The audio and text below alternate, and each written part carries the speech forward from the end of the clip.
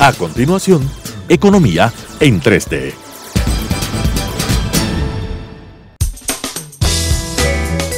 Clasificación A. Apto para todo público.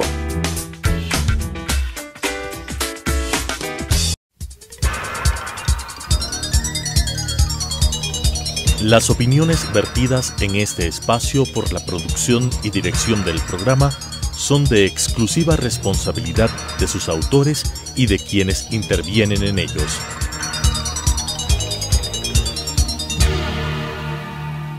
Telesucesos Canal 29 presenta Economía en 3D. Bienvenidos. Ahora el programa 3D con Daniela Oleas. Lamentablemente nuestro compañero Mauricio Pozo está ausente y no se presentará ahora, pero tenemos la invitación al señor Camilo Cruz, que es un experto en e-commerce, y queremos hablar sobre esta nueva tecnología que es parte de la economía. Quisiera que nos cuente cuál es la situación de este canal de compras aquí en el Ecuador. Claro que sí. Bueno, un saludo a todos. Y efectivamente el tema del comercio electrónico ya no es algo del futuro, es realmente el presente. Hoy por hoy, por ejemplo, en Estados Unidos, hace poco más de algunos meses, el principal comerciante minorista pasó de ser Walmart a Amazon. No, sí, claro, indudablemente en los Estados Unidos ha habido un crecimiento sustancial que ha generado problemas también en el resto de la economía. Totalmente. Uno se ve que muchos almacenes que eran de mucho prestigio en los Estados Unidos han ido cerrando porque la competencia de un canal de compras como Amazon, que tiene costos más bajos, ha generado serios problemas. Totalmente, y en ese sentido, es aquellas empresas que han logrado adaptarse a estas nuevas tendencias son las que logran pues subsistir de forma muy exitosa. Un caso es del mismo Walmart en Estados Unidos. Ha sabido adaptar sus ventas, especialmente de perecibles, lo que es ventas de supermercado, y actualmente tiene un modelo bastante exitoso. Entonces, la clave es el adaptarse a estas tendencias, ¿no? Los mismos Estados Unidos son quienes también han sufrido. Dígame una cosa, también hay transacciones típicas de supermercado, o sea, de vegetales, de ese tipo de cosas. Eso no creo. Sí, sí. De hecho, bueno, y ese es ahora hacia donde se está moviendo la batalla, ¿no? Tenemos estos dos grandes rivales, Amazon, Walmart. Amazon le está haciendo una apuesta a una cadena que se llama Amazon Fresh o Amazon Go. Estas son tiendas de víveres que están en diferentes partes de las ciudades, están con algunos pilotos en las principales ciudades de Estados Unidos, donde la oferta es no solamente que le llegue el producto a domicilio, sino en este caso la gente va, toma el producto, pero no hay nadie que atiende esas tiendas. Utilizan un montón de tecnologías de reconocimiento facial, de pagos electrónicos, etc. Y la idea es que la gente simplemente entre, coja los productos y se vaya. Con esto vencen una de las principales barreras o fortalezas del comercio electrónico, que es darle esta comodidad al usuario sin tener que hacer la famosa cola que uno hace en el centro comercial, en el supermercado cuando va a pagar. Todas estas han sido mecanismos que el mercado ha ido pues absorbiendo y adaptándose para este público de generaciones jóvenes que cada vez buscan no solo productos sino servicios en sus productos. Ya no buscan solamente comprar los víveres, sino buscan que los víveres lleguen a domicilio, que los víveres además vengan con una cadena de valor mucho más interesante o mucho más elaborada que anteriormente pues el simple hecho de comprar algo en un supermercado. Entonces son estas tendencias que, como le digo, ya no son tendencias del futuro, que hacia allá está yendo, ya es un presente, ya realmente se vuelve un... Digamos, se convierten en negocios que son muy productivos, ¿no? Totalmente. Y que están generando, más bien ahora en los Estados Unidos se habla mucho de que la innovación, el avance tecnológico, que es muy veloz, muy rápido, está generando que unas empresas concentren la mayor cantidad de productividad. Claro. Entonces ahí se diferencia con aquellas que está desplazando y otras que no están beneficiándose de un crecimiento en la productividad como este tipo de negocios. Sí, y eso es algo que afecta transversalmente a todas las industrias. No solamente a las ventas minoristas, sino vamos hablando desde vehículos, aparecen los vehículos que se conducen solos, los vehículos eléctricos, etcétera. Y pasa transversalmente desde la industria bancaria, pasamos a tener modelos de banca en línea que ya van más allá de simplemente el banco que crea una plataforma virtual para que usted administre sus fondos ahí, sino realmente bancos online, bancos o plataformas donde el cliente jamás tiene que pisar una institución financiera. ¿Qué es lo que se está pensando aquí en el caso del Ecuador? En Diners. Diners se va a convertir en un banco digital. Y hacia allá es donde van, porque justamente tenemos las generaciones nuevas que desconocen totalmente de, bueno, cómo funciona un cheque, para qué se endosa un cheque, qué es un endoso, ese tipo de cosas, y más bien están apuntando a aplicativos móviles que les permita hacer transacciones mucho más rápidas y veloces, acorde a su mundo y a las tecnologías que utilizan, ¿no? Entonces, como les digo, esto afecta no solamente a las compras en línea, va mucho más allá de entrar en una página web y comprar un producto que le llegue a domicilio. Es una partecita. Realmente son todas las industrias que están regresando a ver de qué manera tienen que adaptar o implementar tecnología dentro de su ADN de empresa. Pero, ¿y cuáles son, dentro de este paraguas, cuáles son los requisitos para poder entrar en este mercado? Me invento algo, o sea, uno tiene que tener un buen sistema de conexión de internet. Claro que sí. Pero ¿cuáles son lo básico que uno debería tener para poder acceder a este tipo de mercado? Bueno, principalmente conocer el mercado de uno.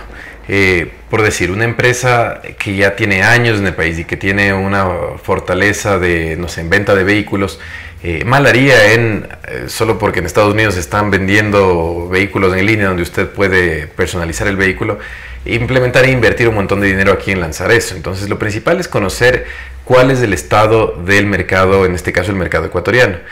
A nivel latinoamericano, la penetración del comercio electrónico, por ejemplo, está en alrededor del 3%, es decir, el 3% de todas las ventas minoristas ocurren en línea. No es una cifra tan alta, pero por ejemplo en Estados Unidos o en países europeos las cifras están por alrededor del 10, del 11%. Tampoco es muchísimo. Y en China también, ¿no? Y en China está creciendo sumamente rápido ahora. El hecho de que, bueno, en China si crece 1%, estamos hablando de cientos de millones de personas.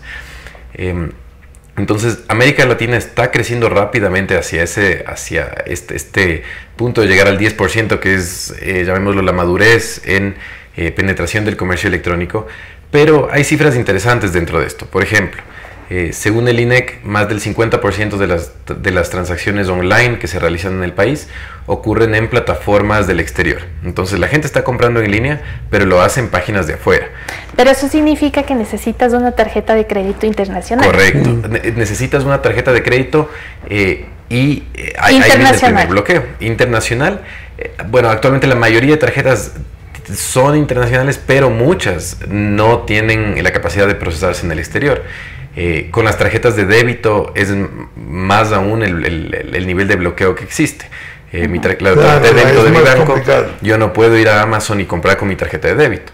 Entonces, ese es uno de los grandes retos que se tiene a nivel de sociedad, tanto del sector público como privado, incentivar ya no solo la bancarización, sino también estos mecanismos, estos métodos para que la gente pueda acceder, porque si nos ponemos a pensar un poco desde una perspectiva de quién tiene acceso a beneficiarse del comercio electrónico en el Ecuador, es realmente el 25% de la población, ya que poco más de la mitad del país está bancarizado, hablando de la población económicamente activa. Entonces, poco más de la mitad cuenta con una cuenta bancaria, es decir, que tiene una tarjeta de débito. Pero de estos, apenas la mitad tiene una tarjeta de crédito. Entonces, apenas este porcentaje de la población va a poder ir a utilizar una app, llámese Wish, Amazon, en X plataforma, y beneficiarse de estos precios bajísimos que a veces uno encuentra en internet o cualquier beneficio que está por afuera. Este es un gran reto, ya que justamente los sectores más vulnerables o quienes menos tienen son quienes menos acceden a estos famosos descuentos, ¿no?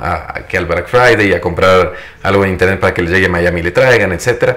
es uno de los grandes retos que lamentablemente, por ejemplo, la billetera electrónica todavía no ha logrado y no logra pues integrarse a esta dinámica. Bueno, pero digamos, hablando del cliente, de este tipo de actividades, no es del cliente que no está bancarizado, porque se tiene un nivel de ingresos que no llega a este tipo de hacer este tipo de actividades, de transacciones. Entonces estamos hablando para estas transacciones gente que está clase media para arriba. Claro, eso es justamente por el hecho de que quienes tienen acceso a estas plataformas deben ser personas con una tarjeta de crédito. Pero esa es la situación específicamente del país y podríamos decir a nivel latinoamericano, a pesar de que en países vecinos, Colombia, Perú, la transaccionabilidad en línea, la capacidad de medios de pago en línea es muchísimo mayor a la ecuatoriana. Y ahora, en el mercado local, ¿cuántos negocios hacen transacciones en línea? Eso es sumamente interesante, ya que las grandes cadenas, si hablamos en cuanto a facturación, más del 80% de las grandes cadenas del país tienen de una u otra forma transaccionalidad en línea, ya sea que tienen una página web donde están vendiendo sus productos, un aplicativo móvil o algún tipo de implementación que les permite atender a un cliente que quiera comprar en línea.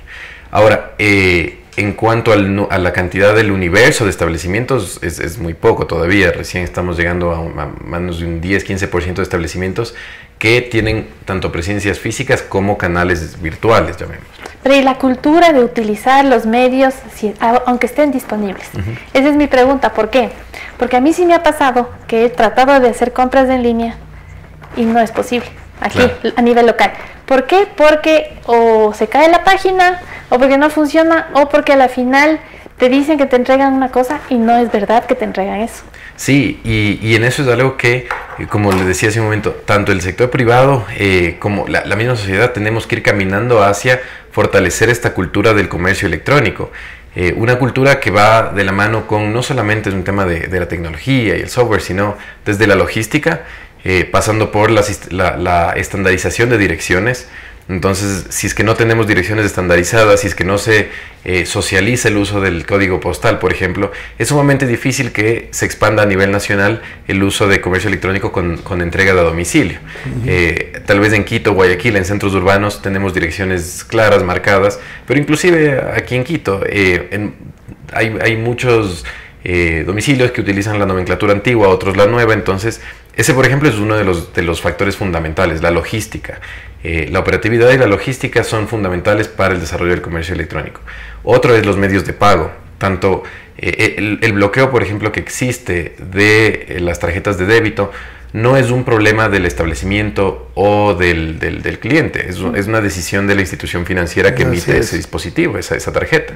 Entonces, ya existen regulaciones que obligan a la interoperabilidad y demás. Eso tiene que revisarse que esté funcionando, ya que uno como usuario, como cliente de un banco, pues no tiene conocimiento de estas cosas. Del rato que le dan la tarjeta de débito, espera que simplemente funcione. Entonces, todas estas son buenas prácticas que deberían implementarse. Toda tarjeta de débito debería poder ser utilizada en cualquier plataforma móvil. Y de parte de los establecimientos, esta cultura hacia dar un servicio al cliente que vaya más allá. Estas prácticas, por ejemplo, muy comunes en otros países, como si no está satisfecho, le devolvemos el dinero, mandamos a retirar sin costo, tiene 15 días para devolver, etcétera. Todavía no son comunes aquí, y eso es lo que causa también este rechazo de parte del cliente, ya que no sabe uno si es que está comprando en internet, al no tener el artículo físicamente y no poder palparlo, pues no sabe si es que le va a quedar bien, si es que cómo le va a llegar, etcétera. Y si es que no confía en el otro lado, en la plataforma, en que si es que me llega mal, bueno, ellos se hacen cargo y vienen a retirar y me devuelven todo y yo no he perdido nada. Si no confían en eso, o el establecimiento no brinda esas posibilidades, pues es muy difícil que se confíe. En ese sentido, por ejemplo, una de las plataformas que se está desarrollando, en la que yo he estado trabajando, pues Mi Punto Tienda lo que buscamos es ser un centro comercial virtual que da a los establecimientos la facilidad de tener una tienda en línea, despreocuparse de todos los aspectos tecnológicos y pesados, porque hay que ser francos, el establecimiento tiene la capacidad de tener buenos productos, si es que es un establecimiento que vende zapatos, pues tener la mejor calidad en zapatos, etcétera. Pero si les pedimos que también se sistematicen y que se vuelvan expertos en comercio electrónico y en desarrollo de páginas web, etcétera, va a ser muy difícil. Entonces, ese es, por ejemplo, uno de los éxitos que tiene Amazon en Estados Unidos, ya que Amazon es el experto en tecnología, presenta esta plataforma sumamente robusta y les dice a los proveedores, bueno, vengan, pongan sus productos, yo me encargo de la parte logística, de los cobros, de la parte complicada del comercio electrónico. Bueno, y casi todas las empresas en los Estados Unidos manejan bien la parte electrónica, ¿no? Sí. No solamente Amazon es un éxito, pero todos se están moviendo ya, o sea, usan esta tecnología. Y no solamente es el tema de la parte electrónica, sino la logística. Claro, sí. Porque no importa si tú puedes comprar en línea, que si no te llega el producto en el tiempo que te ofrecen, no es lo mismo. Claro. Amazon tiene la ventaja que tiene esas facilidades que te llega hasta en 1 o 2 días, dependiendo de la membresía que tienes, pero todos o prácticamente todos los almacenes te ofrecen y te llegan a tiempo y te entregan lo que te dicen, y si es que no te gusta te retiran. Totalmente. Y te devuelven el dinero. Y tiene una amplia gama de productos, ¿no? Exacto, y justo eso. Lo que vos quieras, está para tu gusto. Tenemos variedad, confianza, solucionado el tema logístico, todas las direcciones están estandarizadas y excelentes políticas de servicio al cliente. No le llega, le devuelven el dinero. Le garantizan que le entregan el mismo día, la atención es fácil, no está escondido el número de teléfono por alguna parte donde uno tiene que y recibe productos de todas partes. Totalmente. Porque si estamos hablando, por ejemplo, Macy's tiene sus relaciones con determinadas cadenas y no vende todo. Correcto. En Amazon tiene todo. A mí no me ha ido muy bien en Amazon. ¿Ah, sí? A mí me ha ido excelente. A mí no me ha ido muy bien en Amazon algunas veces, porque he pedido algunos productos, me dice sí, no sé qué, y a la hora de la hora no tuvimos, pero ya, o sea, después me avisan, claro, no me cobran, me devuelven el dinero, pero no necesariamente tienen todo lo que ofertan, y eso me ha pasado. Y ese es uno de los principales retos del comercio electrónico. Los problemas de sincronización de inventario son posiblemente el talón de Aquiles del comercio electrónico, ya que en plataformas como Amazon, como Mi Punto Tienda, como X plataformas que existen, pueden haber muchos proveedores y no todos los proveedores van a vender de igual forma. Esto está muy interesante, ¿no? Yo creo que vamos a necesitar de otra... Con mucho gusto. Porque indudablemente es el avance tecnológico lo que está sucediendo en los Estados Unidos, es un cambio importantísimo que generó Amazon y que está modificando toda la actividad productiva, porque tú ves que muchas cadenas de ventas se han cerrado y otras están cambiando para introducir este tipo de servicios. El caso de Sears, veo que cada vez tiene más servicios similares a los de Amazon. Sí, caminan todos para allá y hay gigantes que han caído. Y otros que se han levantado. En Estados Unidos, por ejemplo, como les decía antes, pasa por todas las industrias, desde, hablemos del alquiler de videos y la manera en la que las personas consumían contenidos de películas. Anteriormente, pues, existía el famoso Blockbuster, donde la gente iba, o aquí donde se alquilan los videos, alquilaba su VHS, después pasaron a DVDs, y eran grandes cadenas.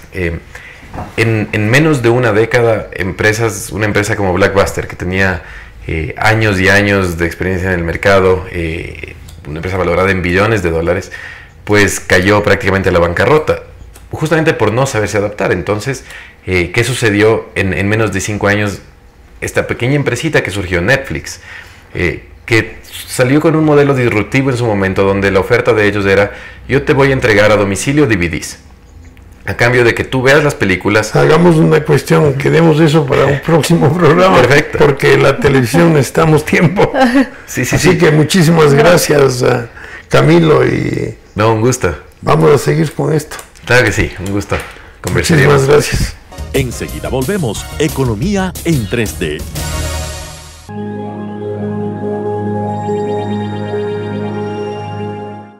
Por favor, acompaña a Leticia todo el tiempo. Ella es nueva y este es su primer día. Mami, no la puedes mami, descuidar. mami, es todo otra estará cosa, bien, de otra veras. cultura. Asegúrate de estar Muy con bien. ella todo el tiempo. Que Adiós, les vaya mami. bien y que se divierta. Ignora a mi mamá. Está nerviosa por todo esto. Creo que se preocupa más de la cuenta, ¿no crees? Y siempre hace lo mismo.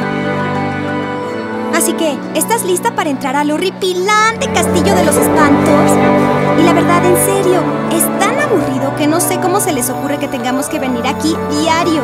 ¿Y cuántas escuelas hay donde tú vives? Ni una.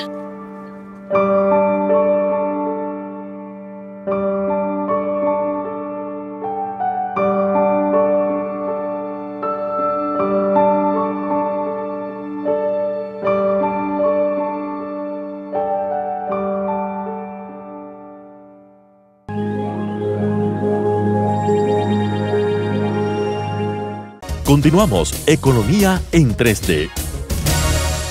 Bueno, muy bien. Ahora vamos a hablar un poquito de la economía. Oye, hay cierta preocupación respecto a algunos aspectos que hay que enfrentar rápidamente, ¿no? Está parada un poco la solución de los problemas económicos. Uno de ellos que se viene hablando ya últimamente es el problema de la deflación. O sea, 2 meses seguidos de inflación anual negativa, ¿no? Y hemos tenido a lo largo del 2017 algunos meses con inflación negativa. Entonces, la inflación es un resultado de la economía, no es un hecho que te muestra algo. Si los precios han bajado, quiere decir que las compras están disminuyendo frente a las ventas. O sea, los productores no pueden vender, por eso tienen que bajar de precios.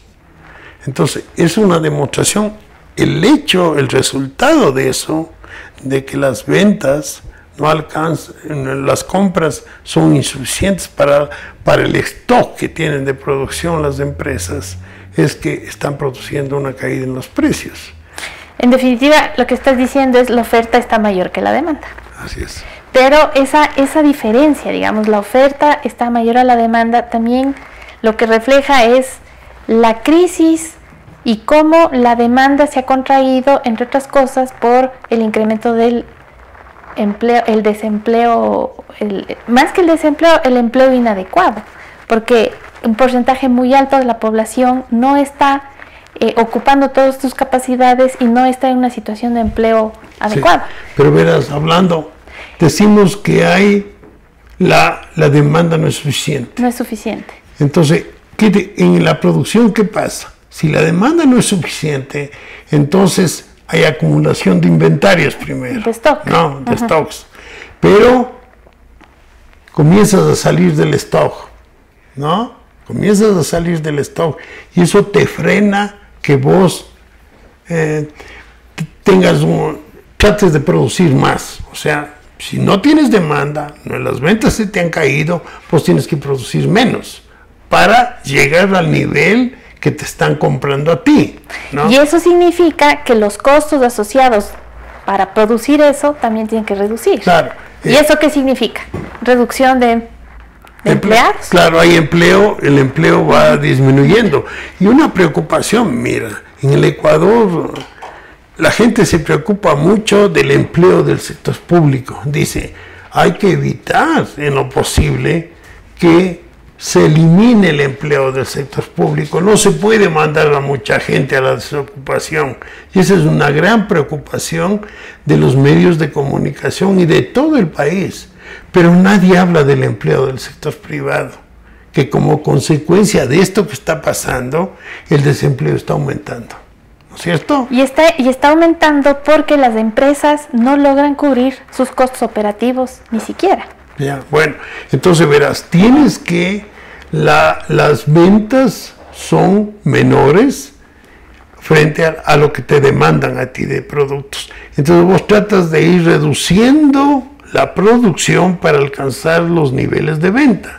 Pero cuando tienes un periodo de deflación y los precios van cayendo, a medida que siguen cayendo, Entonces vos enfrentas a una demanda cada vez más pequeña.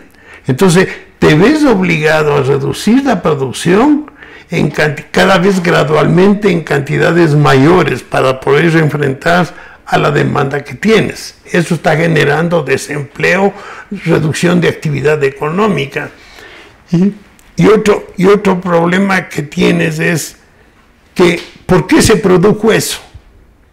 ¿Por qué es que la demanda bajó en el país, en el Ecuador?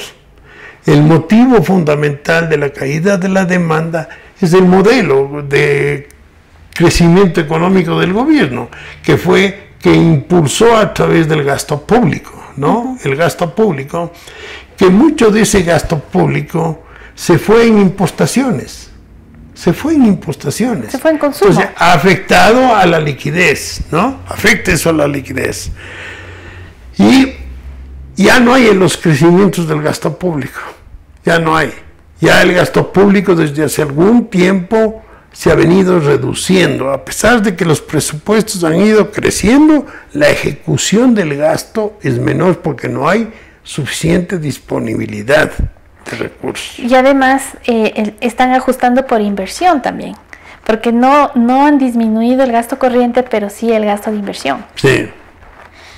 Entonces tú tienes que el efecto del gasto del sector público en la actividad económica se ha ido reduciendo. Pero adicionalmente, no ha habido incentivos del sector privado para que aumente la inversión, para que el aumento de la inversión te genere más actividad económica, inversión privada estoy hablando, ¿no? Entonces no ha habido incentivos, todo lo contrario, los empresarios se quejan de desestímulos y de que han habido muchos cambios tributarios a lo largo de estos últimos años, que ellos no tienen un futuro que sea previsible y están enfrentando a problemas como, por ejemplo, ahora lo que enfrenta el comercio, que le ponen una tasa de 10 centavos, que hace una nueva tasa para las importaciones, que hace un año nadie pensaba que eso podía ocurrir. Ya se eliminaron las salvaguardias y dijeron muy bien, por el Tratado de Libre Comercio con Europa, ya no espero que haya más restricciones a las importaciones, pero vienen inmediatamente y dicen vamos a subir los aranceles y impongo esta tasa. Entonces afectan la actividad económica vinculada con el sector de las importaciones, del comercio, ¿no? Entonces, vos ves que la persona que se dedica a hacer este tipo de actividades no puede predecir las políticas que pueden venir y que le pueden afectar. O peor que eso, no es que no puede predecir, sino que siempre espera algo malo. Bien. Que es todavía peor. Claro, genera expectativas negativas. Expectativas negativas, entonces actúas en consecuencia. No es un país en el que yo considero que es rentable invertir. Yeah. Y por eso tampoco es que vas a impulsar el crecimiento ni el desarrollo, el crecimiento económico, porque el sector privado no está viendo un horizonte, si tú quieres, bueno. Bueno, verás, hemos visto este problema de inflación, de la baja de la demanda, hay que tener presente eso, de que esto está frenando la actividad productiva, está reduciendo la actividad productiva para poder alcanzar a los niveles cada vez más negativos de la demanda. Entonces, eso tienes uno. Otro problema que está vinculado, por ejemplo, es que si tú analizas, si tú has estado analizando la Reserva Monetaria Internacional, que son las disponibilidades, la liquidez, llamemos, del Instituto, del Banco Central.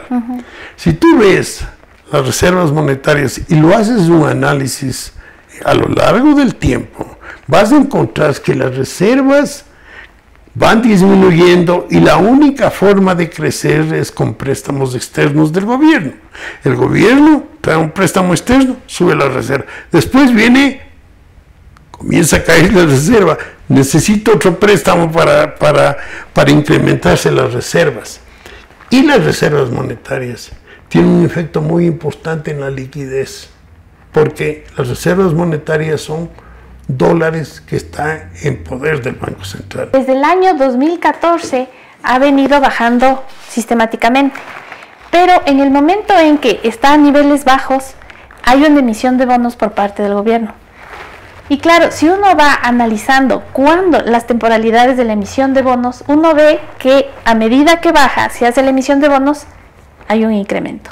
Y sigue bajando, otra emisión de bonos. Pero lo que tú decías, ¿qué hubiese pasado si no había esas emisiones de bonos? No habría reservas. No habría reservas. Entonces verás, tenemos que de parte de la liquidez que genera el Banco Central, que es a través de las reservas monetarias, que es un colchón de liquidez, eso está reduciéndose y con un problema, que si no hay financiamiento externo, tenemos un serio problema en el Banco Central. Y esto viene porque en la balanza de pagos, las compras y ventas, las compras al exterior están superando las ventas. Entonces, al superar las compras a las ventas en el exterior, se está llevando liquidez del país hacia afuera. Pero ahí estamos diciendo una cosa que tal vez habría que explicar mejor. Por un lado decimos que la demanda está bajando, la demanda de producción interna. Pero estamos incrementando las importaciones. ¿Qué tipo de importaciones? Porque verás de lo que estamos hablando. Las exportaciones, gran parte de la balanza de pagos, lo que genera un superávit en las exportaciones es el petróleo. Es el petróleo. Entonces, el petróleo bajó de precio. Entonces, el petróleo impactó a las exportaciones y las exportaciones se redujeron. Las importaciones también se redujeron, o sea, como consecuencia de lo que estamos hablando, de la reducción de la demanda. Pero esa reducción de las importaciones no fue tan grande como la caída de las exportaciones. Entonces eso generó un hueco en la balanza de pagos, que se fue liquidez hacia afuera. Y eso es lo que está pasando, que el efecto del petróleo, que era el principal producto de exportaciones del Ecuador, ha tenido variaciones muy importantes y ha tenido desde hace algún tiempo una situación muy inferior a la que teníamos en el 2014, en el 2013, en el 2012. Entonces, por problemas de petróleo, no hemos podido fortalecer nuestra balanza de pagos, ¿ya? Porque las importaciones han caído. Pero no en el nivel de las exportaciones petroleras. Eso es. Entonces, tienes ahí un problema que tiene un impacto sobre la liquidez, ¿no? Porque al irse la plata afuera, tiene que reducir la liquidez. ¿Qué ha pasado frente a eso? Otro problema. El Banco Central comenzó a actuar como una banca cualquiera, a comenzar a dar crédito al gobierno para financiarle los problemas de déficit que tiene y a dar crédito a la banca pública, con la intención de que la banca pública sea un estímulo para el crecimiento de la economía. Entonces, esa salida de reservas del Banco Central para financiar internamente a la banca pública y al gobierno afectaron la Reserva Monetaria Internacional, pero han creado, cuando tú entregas recursos a la banca pública no es una fuente de depósitos, sino solamente crédito, concede crédito, pero no capta depósitos. Entonces, al conceder crédito a la banca pública, los recursos van a parar a la banca privada, como depósitos en la banca privada, aumentando la capacidad de la banca privada de hacer negocios, de conceder crédito, de crear dinero secundario, que se llama. Entonces tienes eso. Le entregas plata al gobierno, el gobierno gasta, y lo que gasta en el país va a la banca privada. Entonces la banca privada, como consecuencia del déficit fiscal, llamemos así, y de esta política expansionista del Banco Central, tuvo más recursos que le permitieron incrementar el crédito. ¿Pero qué tipo de crédito ha incrementado? Bueno, cualquiera. Hablemos productivo, comercial, lo que sea, porque hay crédito productivo también. Pero claro, verás, ¿qué es lo que pasa? Tiene liquidez la banca, ¿no? La banca privada. La banca privada, estamos hablando de la banca privada. La banca privada con liquidez. Y como la actividad económica se está reduciendo, el productor, que es un gran captador de recursos de la banca, un demandante de recursos de crédito. Para poder producir. Está enfrentando problemas de demanda. Entonces ya no demanda crédito. Entonces la banca está llena de liquidez y no tiene demanda de crédito. Y para algunas instituciones, principalmente mientras más chica es la institución, el crédito es la base fundamental de sus negocios. Los bancos grandes tienen otro tipo de negocios, ¿no? Dan servicios, un montón de cuestiones, tienen negocios con el exterior, financian el comercio exterior, financian importaciones, entonces tienen otras actividades que los chicos no lo tienen. Entonces los chicos se han enfrentado, tienen liquidez. Pero no hay demanda. Y no hay demanda. No hay demanda de crédito. Entonces no puedes tú, comenzaron a dar crédito a clientes más riesgosos. Y eso les ha generado mayor mora. Entonces ya no pueden hacer eso, porque eso les genera costos. Entonces, ¿qué están haciendo? Están comprando cartera, ¿no? Que es una forma de entregar su liquidez que tienen, compran cartera. ¿A quién están comprando cartera? ¿A los bancos más grandes? Verás, compran cartera, por lo general, la cartera que venden las instituciones es una cartera que tiene problemas.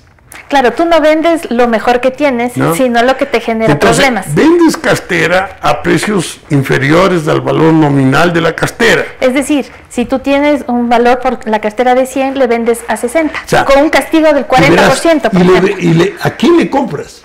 Hay muchas personas que están adquiriendo cartera y vendiendo a las cooperativas. Hay eso, que están trabajando en esa actividad de comprar cartera y entregar a las cooperativas, ¿no? Y las cooperativas han comprado cartera. ¿Y qué te encuentras? Con que mucha de esa cartera es basura, que les genera problemas. ¿Qué pasa con los bancos grandes? Tienen liquidez, los bancos medianos, compran cartera, pero hacen un negocio que dice, yo te compro cartera y tú me das carne y hueso. Creo que tenemos que ir a un corte y seguimos con eso. Enseguida volvemos. Economía en 3D.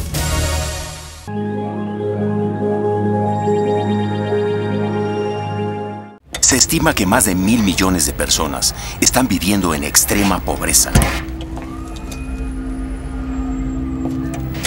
sin tener los niveles básicos de comida, agua.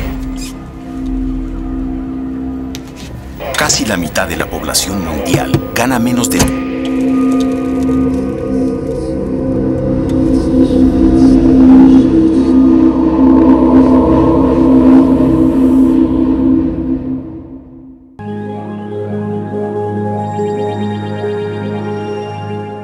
Continuamos. Economía en 3D. Entonces quedamos en que estábamos con que los bancos están también vendiendo cartera. Y están vendiendo cartera a las cooperativas. Les vende cartera a bancos pequeños, están comprando cartera, están comprando. Los bancos grandes contienen liquidez, entonces están comprando cartera. ¿A quiénes les compran? A bancos pequeños, a instituciones financieras, compran también a cooperativas, pero ellos se mueven más a nivel bancario, ¿no? Entonces, y tienen unos tratos que, así como hay avance tecnológico, hay innovaciones, unos tratos como el siguiente: dame carne y hueso. Yo la carne le contabilizo como si fuera un crédito y le pongo en la 14. ¿Qué es la 14? El crédito, la 14 es donde tú tienes que contabilizar todas las operaciones de crédito. Una cuenta. Es una cuenta. El número de una cuenta. En esa cuenta, la 14, la parte vencida es lo que te genera la mora. Y la parte vencida tienes que provisionar y te genera costos. Entonces lo que tú estás diciendo es que de esa manera se reduce el monto que estaría registrado en la cuenta 14. Sí, se reduce en esta forma, Daniela. La parte de la carne que compran le ponen en la 14. Es decir, el crédito que es lo bueno. Lo bueno. La parte mala le dice, sigue teniendo tú. Y le coloca como créditos por cobrar, fuera de la 14. Va a la 16, donde ya no tienes que provisionar. ¿Y la cuenta 16 es? Es una cuenta por cobrar. O sea, lo que estás haciendo es cambiando de la cuenta 14 a una cuenta que es... Sí, que ya no hay morosidad ahí. Ya no hay morosidad. Ya no hay cosas que son... Entonces estás haciendo eso, ¿no? Y hay otras cuestiones que me dicen, por ejemplo. Tú tienes un cliente que está mal. Esto porque simplemente no hay una supervisión que sea eficiente. Vos tienes un cliente que está mal. Y pactas con tu cliente que te está generando gastos a ti porque no te paga a tiempo, tienes que provisionar. Y le dices, muy bien, hagamos una cuestión contigo. Yo voy a limpiar la cartera tuya, que me está generando problemas. Te genera costos, digamos. Sí, entonces yo te voy hagamos una cuestión. Dame un cheque por el valor tuyo de lo que me debes. De esa forma, el cheque le eliminas el valor de la cuenta de cartera, lo que está debiendo él, el préstamo le bajas y quedas con el cheque. El cheque que le pones en una cuenta que no necesariamente sea la 14. Y pactas con tu cliente y le dices, al vencimiento me das otro cheque. Me pagas lo que puedes y me das otro cheque. Pero con eso eliminan gastos por provisiones. Pero eso está generando un problema en el sector financiero, porque está generando un sector financiero especulativo. Entonces, aquí hay una cuestión, Daniela, que es muy famoso, que se está hablando y se viene hablando desde la crisis financiera. El momento Minsky, dice, que sucede en el sector financiero. Minsky era un economista que hablaba que el sector financiero es por raíz inestable. Entonces, que es un negocio inestable y que la inestabilidad se presenta porque actúan frente al riesgo de una manera diferente. Dice, primero, tú tienes clientes a los cuales les das financiamiento y sabes que te van a pagar al vencimiento, o sea, son con bajo riesgo. Hay otros clientes que se llaman especulativos, que son aquellos clientes en que tú les prestas el crédito y esperas que pueda pagar él con crecimiento de activos. O sea, que él pueda, que el préstamo le permita crecer activos y te paga. Pero hay otros créditos que son especulativos, que se llaman los Ponzi, dice Minsky, que son préstamos que tú das a una persona que especula con el crédito y adquiere un bien con la perspectiva de que el bien suba de precio. Vende el bien y te paga. Pero cuando estamos en un periodo de crisis económica, eso se convierte en cartera vencida. Entonces se va dañando el crédito. Entonces están generando, hay un problema realmente en el país, por eso. Y se están creando en los Estados Unidos, para enfrentar esos problemas, idearon y crearon, ahora hay tecnologías, ¿no? Se crearon productos nuevos. Entre esos productos nuevos, mucha basura. Y cuando esa burbuja se rompió, generó la crisis mundial financiera en el año 2008. La del 2008. Entonces, aquí en el país están haciendo prácticas de basura. Eso de adquirir cartera. Y cambiar los balances. Y cambiar los balances sin que haya la supervisión. Y que te estén dando, el banquero ahora está pensando, ¿cómo puedo hacer yo para bajar mi mora? Pero lo que estás diciendo ahí es que hay un problema en el sistema financiero, pero también hay un problema en el regulador. Sí, hay un problema. En la superintendencia tanto de bancos como de la economía popular y solidaria. Porque... Ahora, sí, mira lo que hablas del regulador. Mira, el seguro social es regulado por la superintendencia de bancos. Y eliminó 2.500 millones y la superintendencia no hizo nada. ¿Cierto? Han quebrado como 300 y pico de cooperativas. ¿Y la superintendencia de la economía popular y solidaria? Con problemas. Y ya pidieron ellos una línea de financiamiento del Banco Central tomando fondos del seguro de depósitos de la banca privada, del seguro ellos tienen un aporte que dan para enfrentar problemas, ¿no? Y también tienes el problema para enfrentar liquidez. Ese fondo que no pueden usar en el país que está en el exterior, de ese fondo cogieron una parte para financiar a las cooperativas que están con problemas. A la superintendencia para que pueda utilizar el fondo de ellos. Entonces vos tienes un serio problema en cooperativas. Hay un problema financiero. Hay una burbuja. ¿Por qué te digo burbuja? Porque sencillamente del parte del sector público, que era una fuente importantísima de divisas a través del petróleo, eso ya se redujo, el gobierno siguió gastando, los gastos del gobierno generaron más importaciones y generaron un problema de balance de pagos.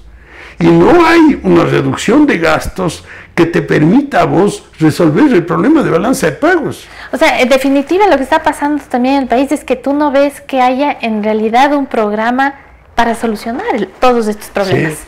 O sea, porque todo lo que tú estás diciendo en las propuestas que ha hecho el gobierno, no hay nada. No hay nada. Ahora verás y otra cosa. Bueno, te dicen que hay que solucionar balance de pagos. Ese es un problema fundamental. Por eso hay que darle importancia a Petroecuador, para que aumente la producción, ¿no? Y hay que ser muchísimo, yo no digo muchísimo más eficientes, porque Petroecuador fue una calamidad en el gobierno anterior.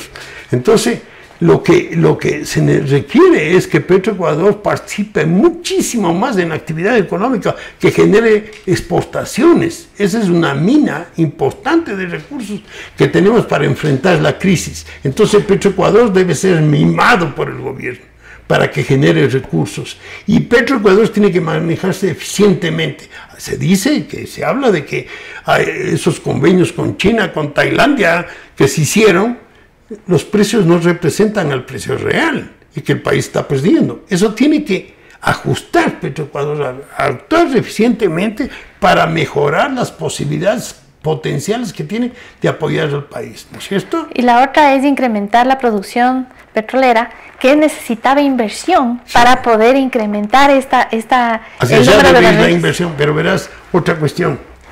La academia, la gente que está metida en estas cosas, te dice cómo solucionas balanza de pagos. La solución de la balanza de pagos es gastar menos. O sea, tiene que haber ahorro. El ahorro más inversión, el ahorro tiene que convertirse en inversión, para generar riqueza. Y tiene que ser mayor el ahorro. Para gastar menos, al gastar menos impostas menos.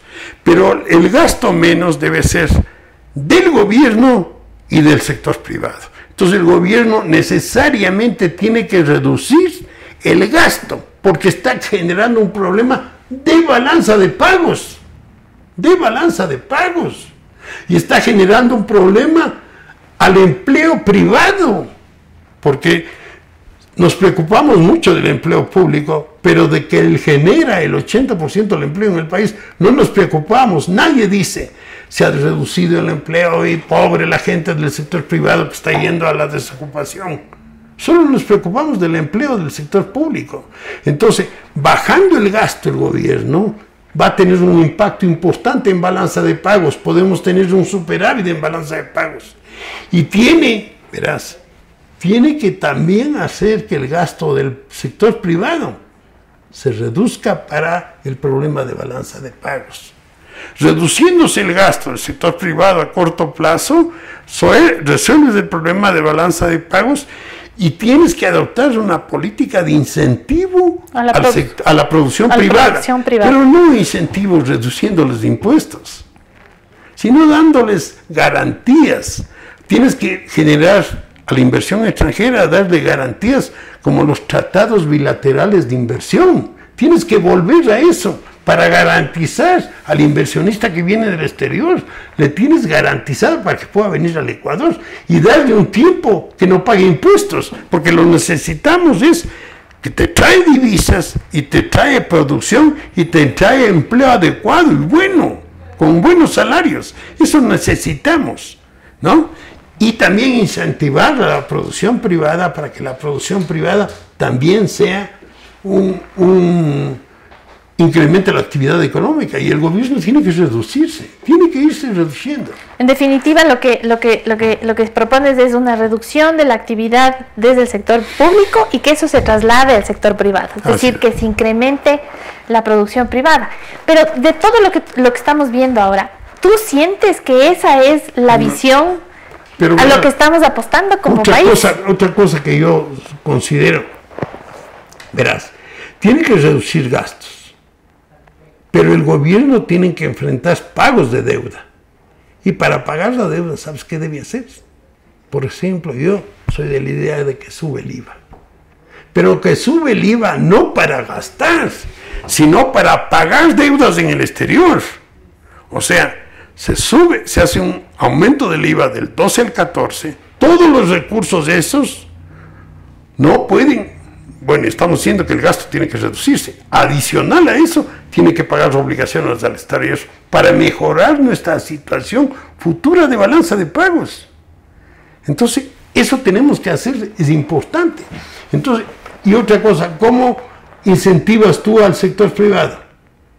Al sector privado dices, no le puedo bajar de impuestos, porque el gobierno tiene que tener superávit para enviar, para pagar al exterior y reducir las presiones que tenemos de balanza de pagos. Al sector privado tienes que decirle cuál es un aspecto que es importantísimo para ellos, para la producción, y que representa altísimo porcentaje del costo, es el costo financiero. Entonces tienes que decir, muy bien, ustedes, señores, el Estado tiene que bajar las tasas de interés, porque como nunca, Daniela, las tasas de interés en términos reales han sido tan altas.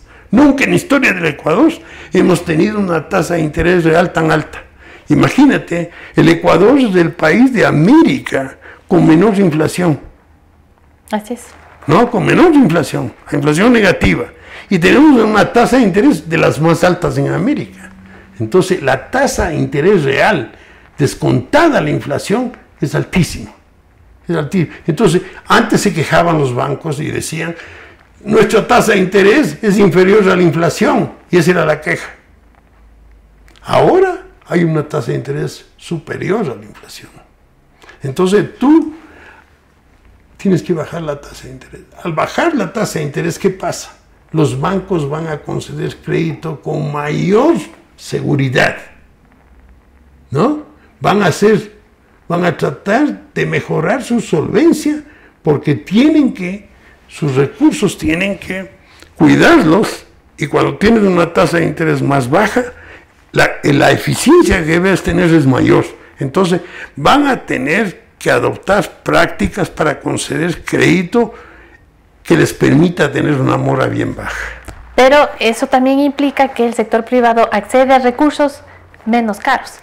Accede a recursos menos caros que les va a permitir financiar inversiones. Inversión para mejorar tecnología, para mejorar activos. Y vos al sector privado, al permitir el ingreso de inversión extranjera y darles este incentivo de costos, mira, al sector privado, generas mayor actividad económica, más empleo, y cuando ya la situación esté mejorando, bajas el IVA.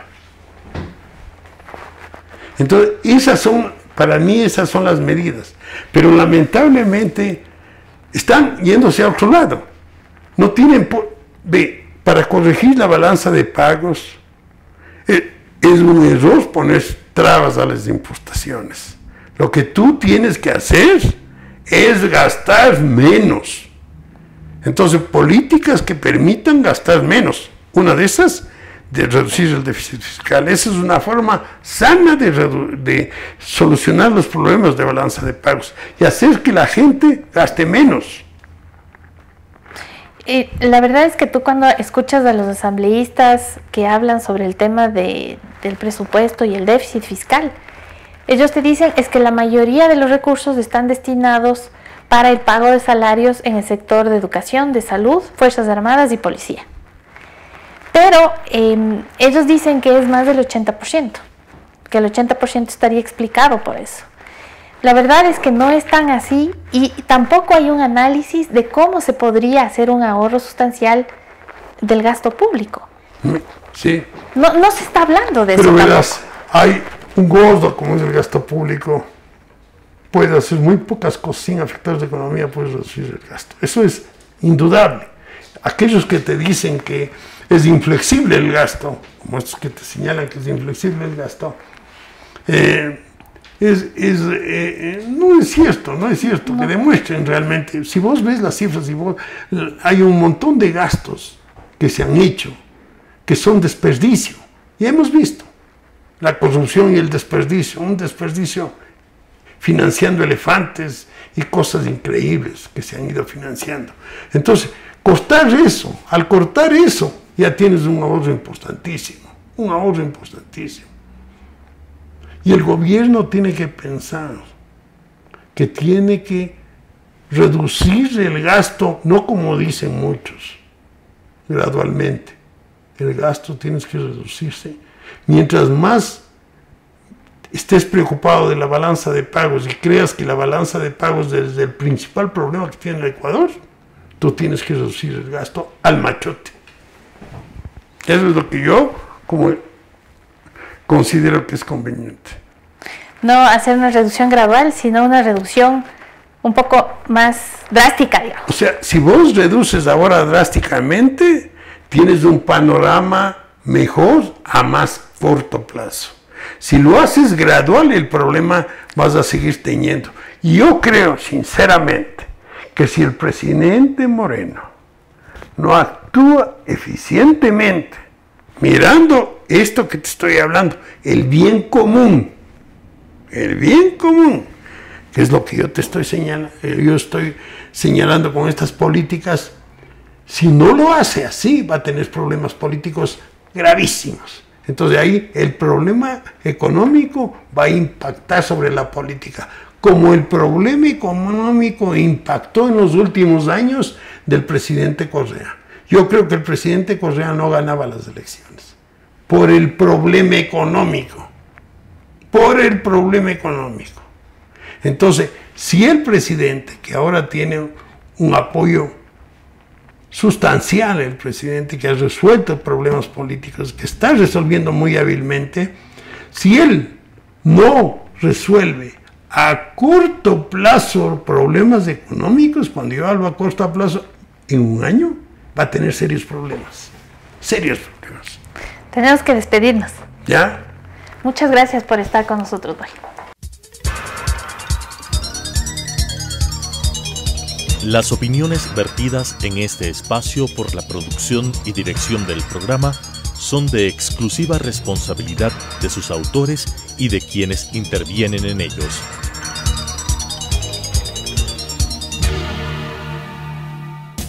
Telesucesos Canal 29 presentó Economía en 3D.